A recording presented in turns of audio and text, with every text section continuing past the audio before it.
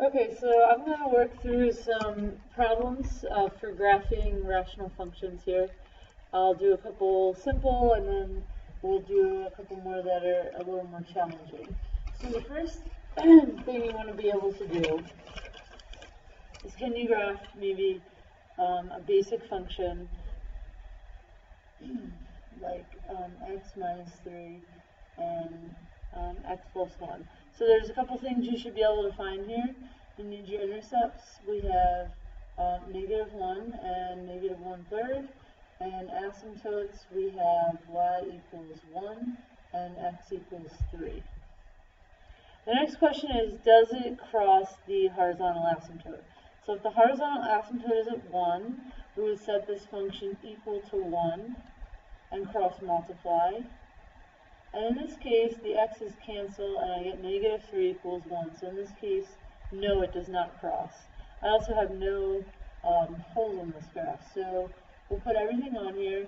The x-intercept is at -1. The y-intercept is at -1/3. I have a horizontal asymptote at 1.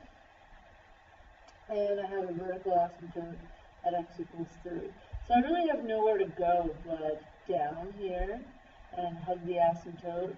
Now this is to the first. So if this is in the downward direction, then this must be opposite, so it must be up here. We can change this problem slightly by making the denominator squared. And basically, how this would change the problem would be, we'd still have our x-intercept at -1. Now our y-intercept will be smaller. It will be 1/9. Our vertical asymptote will still be at x equals 3. And now our horizontal asymptote will be at y equals 0, because now the denominator is squared and the numerator is to the first. Does it cross the asymptote? Yes, it does. And because the horizontal asymptote is at 0, it does cross at x equals -1. So if we were going to throw this on a graph, we would have x-intercept at -1, y-intercept at +1/9. Now I have an asymptote going through 0, and I have an asymptote going through 3. So in this case, I have to connect these 2 points, and I'll come this way, and I'll go through right here. Now in this case, this is squared, which means they have the same behavior. So if this is up, this piece must also be up. And that's how the behavior is affected by the power on the asymptote. Okay, so let's do one that has a hole now. We'll do x squared minus 4 over x minus 4x plus 2. So the bottom is already factored. If we go ahead and factor the top, we'll see that there is a hole at -2. So this is x minus 2 over x minus 4. So we're going to graph everything based on this, but we'll have a hole. So let's do this down here.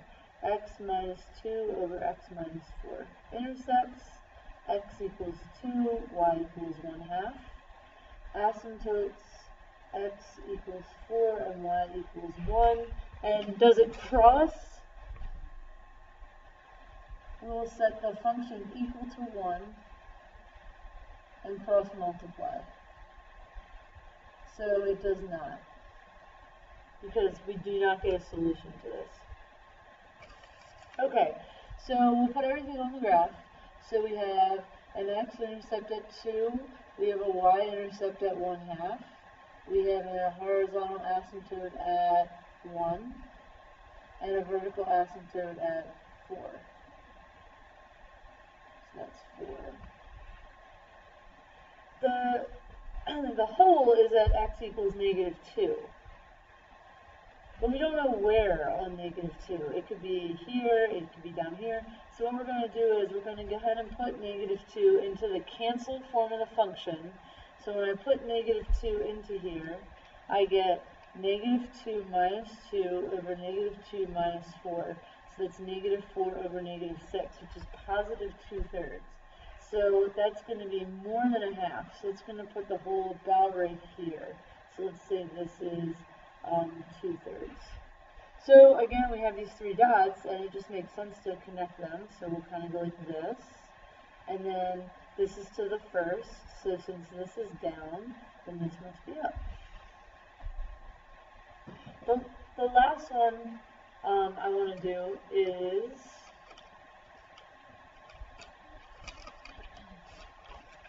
probably the most complicated, which would be x squared minus 1 over x plus 3 squared. The most complicated of this bunch, anyway.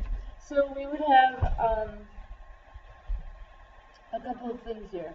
An x-intercept, we would have plus or minus 1. We don't have any holes. The y-intercept is going to be negative 1 over 9. We have a horizontal asymptote at y equals 1. If I FOILed this, then I would get x squared over x squared, so that's y equals 1. And I have vertical asymptotes at, actually I just have 1 at negative 3. So the next question is, does it cross? So to see if it crosses, I set 1 equal to the function. And I will have to FOIL this left side. And then I'm just solving for x. So the x squareds drop. I get negative 10 on this side and 6x over here. So x equals negative 5/3.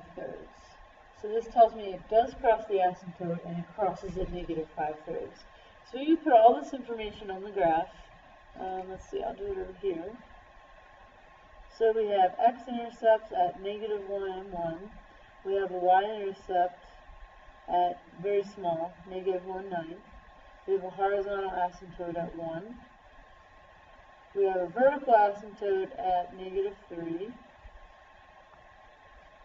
And it crosses at negative 5/3. Now negative 5/3 is definitely smaller than negative 3. So, or closer to 0 than negative 3. So we're going to put the negative 5/3 maybe around here. So we're going to cross all of these points, and then the asymptote is still pulling us, so we're going to kind of go like that. Hug the asymptote. We wouldn't go down here.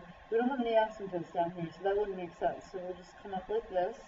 And then this is squared, so that means the behavior on the other side must be the same. So this is up, and this is also up.